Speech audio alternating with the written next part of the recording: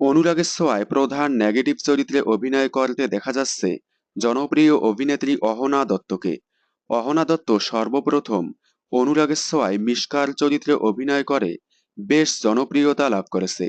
বাংলার একসময়ের প্রধান খলনায়িকাদের নামের তালিকায় যোগ হয়েছে মিশকা নামটি।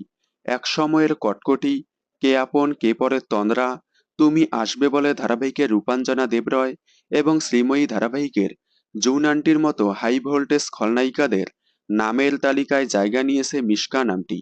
তবে ধারাবাহিকে বেশ কয়েকদিন ধরে দেখা যাচ্ছে না তাকে।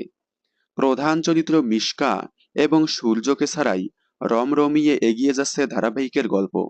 তবে ধারাবাহিকে বর্তমানে খল চরিত্রে দেখা যাচ্ছে পৃথা ম্যামকে। অনুরাগের ছোঁয়া ফ্যানদের মতে পৃথা ম্যাম বর্তমানে নকল মিশকা। মানে ধারাবাহিক থেকে আসল মিশকা গেলেও নকল মিশকা হয়ে কাজ করছে পৃথা ম্যাম। আপনারা অনুরাগের ছোঁয়ায় মিশকাকে কতটা মিস করছেন কমেন্টে জানাবেন। বর্তমানে অনুরাগের ছোঁয়া আপনাদের কেমন লাগছে কমেন্টে জানাবেন।